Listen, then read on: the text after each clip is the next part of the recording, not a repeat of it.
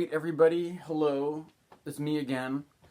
Today's Boxing Day, December 26, 2024. Congratulations everybody for surviving Christmas. I have to admit, I'm making this video on the heels of a video I recorded, I think it was Christmas Eve, that I have to admit, it hasn't gotten very many view counts. And I often have a certain anxiety around Christmas, or anxiety around the holiday season, and that maybe I was sort of influenced by that anxiety. And at least now the Christmas season is over, and we can get on with the business of doing astrology forecasts and stuff. There's maybe some sensitive subjects in the previous video, and I'll just straight up warn you, there's going to be sensitive subject matter in this video as well, but this is just based on, the most delineating these transits, looking at what's coming up in the news, what's coming up in the public consciousness, and how that applies to the planets and archetypes in question. And at the time of recording this video, we have the moon in Scorpio, and I'm looking at Venus in Aquarius in a square to Uranus in Taurus. It's also important to keep in mind that Jupiter has been in Gemini, and Venus has also just made a trine to Jupiter recently. Venus was also just made a conjunction with Pluto as well, right? And I saw in some of the online spaces where I hang out, I saw people making references to the luckiness of this Venus-Jupiter trine, saying how, you have the two benefics in a trine aspect to each other, and how this is a fortuitous, benefic kind of thing, representing all kinds of good luck and stuff like that, right? Now, I think there's something about this where even when you have the two benefics in a trine, there could be positive, what you say, the pros and cons, or the light side or the shadow side of any transit, right? And one of the things that Venus and Jupiter together would have a problem with could be things like overindulgence, overdoing it, being a bit over the top, overspending, or all this kind of stuff, right? Binging. There's a sort of, and with a trine aspect as well, with with oppositions and squares, there's more of a tension of things which there's a kind of like a conflict or a resistance, right? The thing about a trine aspect is that it stands for not as much resistance and more of just this like smooth flow. And so people expect this to be just a smooth flow of blessings and good luck and all this kind of stuff, right? But now there's also now Venus in the square to Uranus, which has to do oftentimes with things like topics of freedom, liberation, revolution, disruption, technological disruption, things like that. And again, I'm just going to warn you in advance that I'm going to talk about some things which could be disturbing, I've just seen them in the news a lot, that there is basically, in the news recently, there's been a trial of a woman in France who was basically, against her will, put through all kinds of, she was basically prostituted against her will by her husband, and there was this big high-profile case around this, right? And I'm not going to go into too much around that. I feel a little bit like there's something about inherent. First of all, I just want you to notice that there's something inherently about these topics which people may feel inclined to avoid them, or there's something in that tendency where we don't want to talk about them, that they have some kind of a grip on us, right? And so these are not just neutral, like, news events, right? And then at the same time, I'm seeing a lot of people online talking about some OnlyFans person who has been doing things where she like trying to do marathon sex with 100 people, and now she's gearing up to do marathon sex with like 1,000 people or whatever. And it sounds like, even if you're not a prude, you might find that to be kind of gross at the point. And there's something what I'm trying to say is that you could look at Venus and Jupiter as being some sort of like, oh great, good luck everybody, where it's like just a positive thing. And it's like, whereas if you actually look at what's happening in the news, you can see this whole other side of it, which isn't so positive, right? And this could be the influence of the Pluto dynamic, of what's the return of the repressed or something, or the idea of blackmail or coercion and control or abuse, domination, that kind of stuff with Pluto. There's also in the news too controversy around, this in a political sense, right? That there is this guy Matt Gaetz, who I have to admit, he looks like, it's like we're kind of entering into like, there's something about the visibility of this guy and what he looks like that feels to me kind of like a post-satire world. It's like almost in the way that, like, you know how people would sell like rubber masks of like Richard Nixon to like make fun of Richard Nixon? But there's these politicians that look like their own face is like some sort of exaggerated, weird, ghoulish caricature, and like this person, you've got some person who is like a literal monster that we're electing to the highest levels of government, right? I don't know if this is what Bannon had in mind when he said drain the swamp, right? I mean, maybe this is what they had in mind all along, right? There's this kind of, and there's also, I don't, maybe it's a bit much to get into the political dichotomy, but I notice there's a kind of tendency for right-wing coded and left-wing coded stuff, where right-wing people, on one hand, present an image of being strict, authoritarian, all this kind of stuff, and standing for like the conservation of traditional moral codes and the decency that goes with it. But then you find out that these people are actually probably more perverted than anybody else, right? Or more like, there's this idea that, and then the left is coded as being very like, we want to liberate people by making, there's certain things where if you have stuff that's criminal, without necessarily defending it entirely, you can say that there are certain industries, whether that's sex work, whether that's drugs, whether that's you name it, that despite our best efforts for law and order, there are going to be huge industries around this stuff regardless, and that, maybe in the case of OnlyFans, that's becoming a kind of a gray area in terms of how legal it is or whatever, right? But from a progressive perspective, the idea is that, like, if we decriminalize it or legalize it, we have some ability to introduce certain legal standards so that that job isn't basically being taken up by the mafia or the organized crime, who may not have people's best interests in mind, right? But then there's this kind of thing where like left is coded in a way as being like, oh, these people are just lax on all this stuff which is morally questionable, and the right wing stands for this conservative, like, we're gonna stand up for the old traditional values, but they tend to be even like just really hypocritical about it, right? So, and it's kind of like, but what I just find the whole situation around this also, I have to admit, it's kind of interesting just based on the fact that you've got both those examples that I'm giving in the popular consciousness happening at once, or maybe one after another in close succession.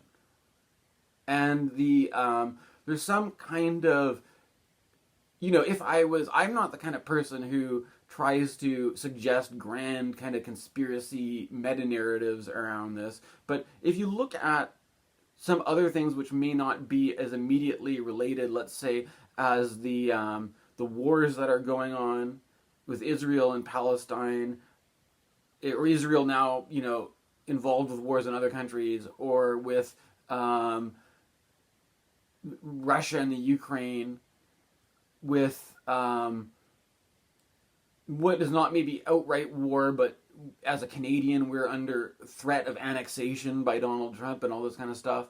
That in all these, do you think it's a coincidence that with this political climate, that we're being introduced into our media feed these stories of disturbingly kind of like exaggerated. I mean, I'm not saying that there's a lie or anything about what's going on, but like there's you could look at this problem of like prostitution and sex work or sexual abuse or power imbalances, and you could look and we could talk about what that's like in a less extreme circumstance.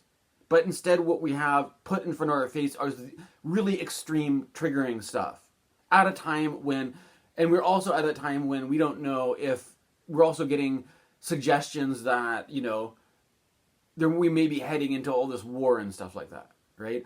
There's something about, I'm not going to go into too much detail, but there's this, you know, the idea of Guy Deborde, Society of the Spectacle, that what if there is an intentional propagation of certain triggering or extreme images or things which push people's buttons intentionally to mediate our society, that our society is now shaped by these forces, right? Intentionally, on purpose. Or another, but I mean, from an astrological point of view, it could also be that this is only coming up because we are sort of unconsciously acting out the archetypes of Pluto having entered into Aquarius, of having Venus and Pluto. They're also, if you look at Uranus and Taurus, it's a Venus-ruled sign, so you've got a Venus square to Uranus with mutual reception, all this kind of stuff. Things about Aquarius and Uranus often are associated with technology, right? And we start bringing in technology into the conversation. There's a certain thing about, you know, online media, not just online media for the distribution of content, distribution of media, but the problem of things like Bitcoin, cryptocurrency.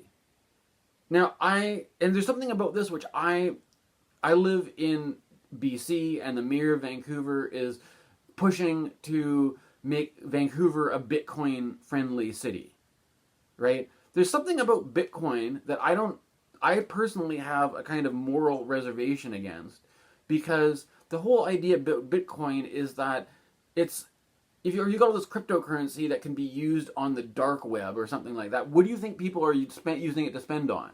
Right? If you want to buy normal legal things, you can do that with normal currency. There could be all sorts of black market stuff, whether that's sexually explicit material, or you're using your Bitcoin to buy and trade for sex trafficking, or you could be using it for arms deals, or you could be in the drug trade, all sorts of stuff, which basically by using some sort of like Wild West unregulated currency, you can have your, it's like, to me it seems kind of sick and twisted for people to be like, oh, the economy's fucked up, why don't we just like put our money into this sort of new technology, because it's like people tell you it's because it's going to be like the thing that's going to be the thing for the future. But right now, it's probably because you're making money off all these people that are involved in really terrible, exploitative, criminal trades, and it's a way for people to money launder or something like that, right?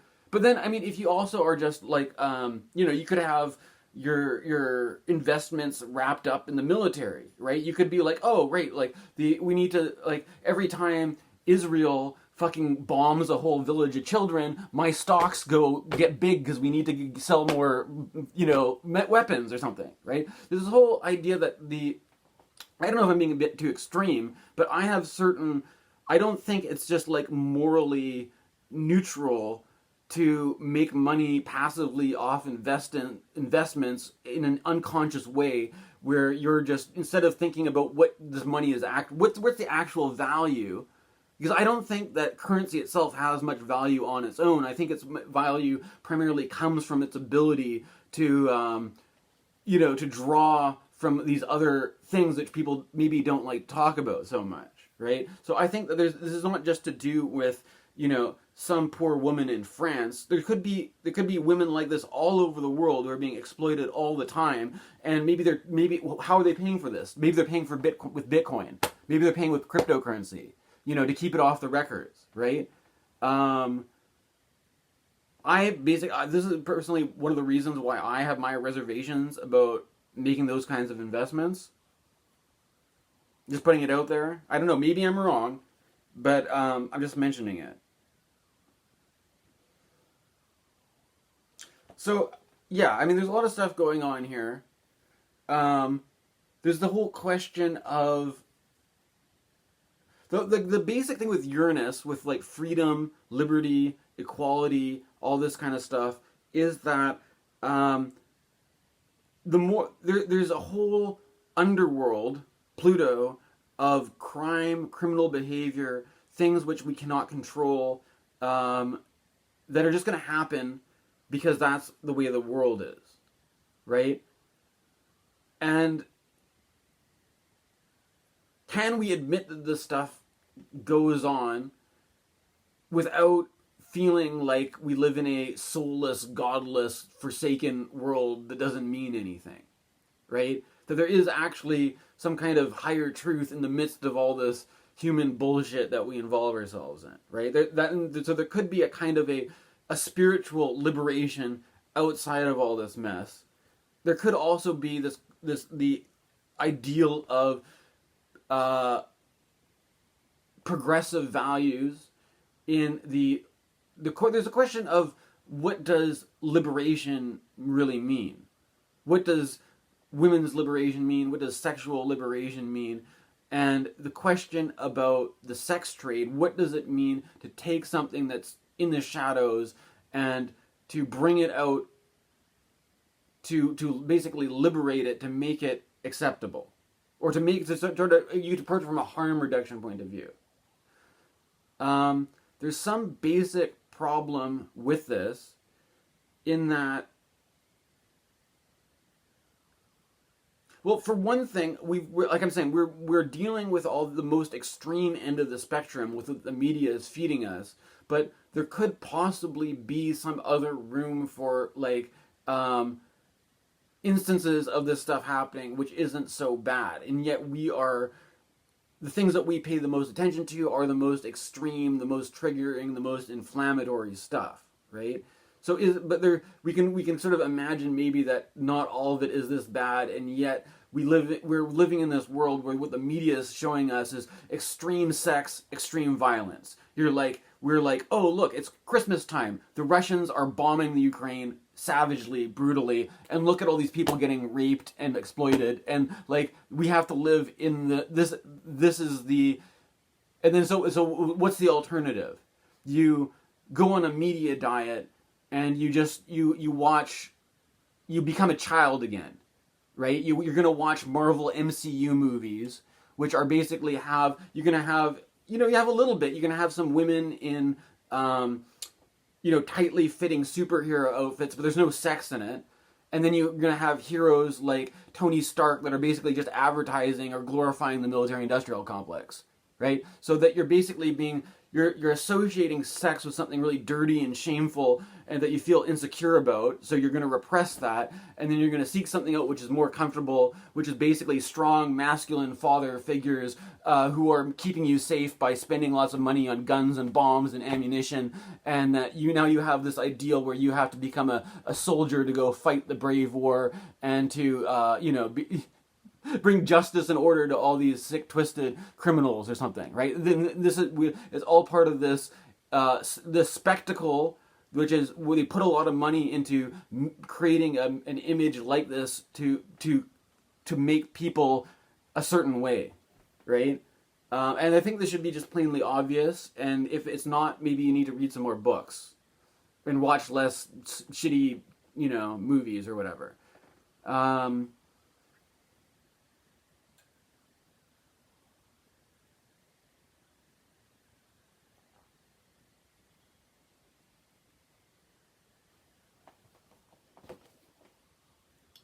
There's another basic point I'd like to introduce to this, which is there's a podcaster that I have to admit I don't listen to this guy all the time, and I maybe am not always like on the same vibe frequency as this, or I don't know if this is the thing. You don't have to agree with everybody about everything, but there's still an interesting take on things from this podcaster I follow named I listen to him sometimes, Habib, a guy who was a gay porn star for a while, who ended up becoming, he does a lot of stuff around Christian mysticism now, and there's a sort of interesting kind of intersection between like going from the world of being a sex worker to being kind of like a into consciousness and spirituality and all this kind of stuff, but like bringing sort of a certain insight to that whole world. I mean, it's not something that I have any firsthand experience with, but there's some the point that Habib makes in all this, or the whole idea of taking a progressive, a kind of a liberating perspective around these controversial topics. But part of that has to do with our whole thing about consent, and that if you have somebody who is like, the whole issue is like, is a person being exploited, abused, or being kind of dominated and controlled, and that we don't, or are they basically taking their life, taking responsibility for their life and finding a way to, self-actualize, or I don't know, like there's also a whole thing about like the word survival, right? In that is just like to exist in our society, to live, do we feel like we have to put ourselves at risk or compromise our integrity for the sake of surviving, right? Because like this idea that survival means to keep going in spite of great danger or great risks, or having, despite all those challenges, we're surviving. And in order to survive, I have to, exploit myself, or I have to, make compromises, or I have to find some way to cope with this crazy system just for the sake of surviving, right? But the whole thing is that, like, when it comes to like this whole thing about consent or exploitation, that for most jobs a person would work, that they are not doing it just because they want to do it. They're doing it because I need to show up to work, because if I don't, I'm not going to be able to pay rent, right? I choose something to spend my time on in life because the money is not there because I'm saving up for some fancy thing that I don't need. The money is, like, for a lot of people, it's like paycheck to paycheck. Their back is against the wall, and they are under, pressure to do something to pay their way in life. And the more the cost of living is expensive, the more unaffordable it is, the more pressure you put on people to try to find some way to survive. And if somebody chooses sex work as a way to survive, you can't, is it really fair to say, oh, it's consent because this person is volitionally choosing to do this rather than some other thing that they wouldn't want to do, right? Like to say that, like, like you've got all this pressure on you to be like, oh, I need to go work as all these kinds of jobs that nobody would want to do if they were just like for fun, and but you have to do this because it has to be done, and like if you don't, your basic having a roof over your head, we have this threat of homelessness, right? That you have to do X, Y, and Z, or else you'll be homeless out on the street, and everybody will hate you, and they'll think you're a disgusting waste of a human being, right? So you have to do all this stuff, or else your whole... So the Habib makes this argument that, like, isn't it a bit sick and twisted that this is how we structure our society in the first place? Could you imagine a world where nobody had to compromise themselves in order to survive? That basically people would be ensured that they had a roof over their head, they had access to like clean drinking water, food, and clothing, and that we have the idea that we have a affluent enough, abundant enough society that we could probably provide this, but in order for the engine of the economy to work, we can't have people just feeling comfortable in their just living their life. We have to have this. We have to have people feel like they can't just exist. They can't just be as they are. They can't. They can't just like, oh, you know, live year by year without working. That we need to, in order to make people work, we need to put them under some constant threat of being thrown out of their house, cast out onto the street, being shamed and humiliated, all this kind of stuff. And then, so if we have somebody turns to, you know, sex work or whatever, to like, because this pressure is on them. But if they don't have a pimp exploiting them, they do it themselves. It's their own free choice. It's their own. They're not, you know, right? It's like there's this kind of funny thing because people are trying to, like, for a while I was more involved in radical mental health stuff, which I kind of went into in my previous video, which didn't get a lot of views. But I remember I won't say who I was having a conversation with just to keep this person's identity private. But I was having a conversation with somebody who maybe had different views. Or like, it's kind of funny because like there's this whole question too about like this same person was talking about views that I'm socialized in a certain way to be like, I don't know, like I don't have trans friends that I hang out with, but I'm socialized to be like supportive of the whole trans thing, right? And this person who I was talking about was kind of making the argument for the position of women who are trans exclusionary, who want to have a group for like radical feminists, but they see like trans women as being men who want to infiltrate their something that they want to have only for women, and be like, we don't, if we are creating something like a women's group or a women's support group, we have every right to determine who we want in our to say that you don't count as being a woman to get into our group. And so this is something that is fairly controversial that a lot of people will associate with J.K. Rowling or something like that, right? And I don't know. I'm not saying that I agree with this person, but I'm just saying that like, you know, like I have at least exposure to people who may think differently, right? At the same time, the same person was also suggesting this point of view of controversy around this whole issue about sex work, right? In that you may have young women who are, let's say, just like, you know, well-to-do white college students who might sign up on OnlyFans to make a few videos to get some extra money to pay the bills or something, right? But at the same time, you might have people who come from really abusive backgrounds who are basically, you know, people who, let's say maybe they were abused as kids and now they're drug addicts and they're on the street and they've got some pimp forcing them to sex work or whatever. And but there's still this basic there's still this basic commonality where if the cost of living is such that it's, somebody will be like, oh, I can't, you know, it's not a matter of whether I want to exhibit myself. It's not just I'm just not doing this just for kicks. I'm doing this because I'm under financial pressure because there's no fucking way to survive in the society unless I compromise this integrity, unless I exploit myself. There's still the same pressure, regardless of whether it's happening to a well-to-do, you know, white person who's not being exploited by a pimp versus somebody who's on the street being worked, right? Like there's certain, but like there's this kind of thing where you're like, I don't know. There's certain questions about it where, at what point is it exploitation? At what point is it abuse? Or at what point is it a person having the free choice to make money the way they want to make money?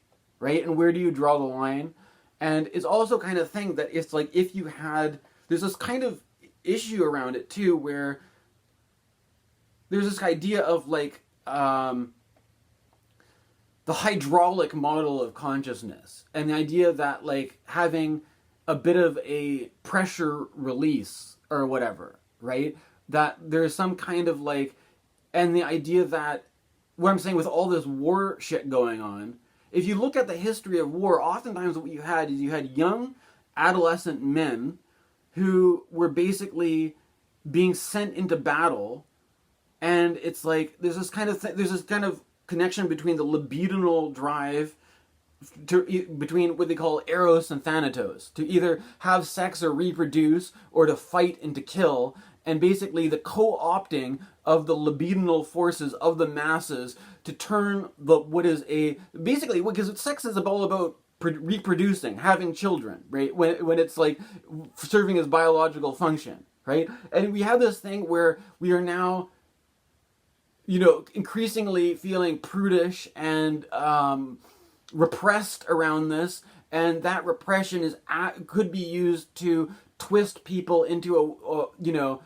a basically fascism, right? Basically to harness the creative forces of the masses and channel it into basically war and destruction and killing and stuff like that, right? Where everybody is frustrated, but instead of their frustration having a pressure release in terms of sexual pleasure, it is now a frustration and release in terms of bombing and killing the enemy, right? And like and having this kind of like we're all going to be like nationalistic. We need to, especially it's a funny situation to be in, because as a Canadian, because like I don't necessarily, I've got mixed feelings about it, because in some way, if I could just go down to like America without crossing the border, I mean, the border security sucks, right? So if they want to just like annex us, take the border, there's no border between America and Canada at all. It would save a lot of money on border security, for one thing.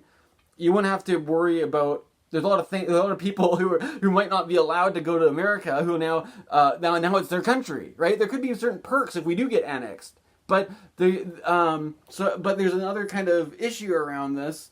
There's some kind of like the reflexive nationalistic impulse to, secure our borders, secure our integrity, and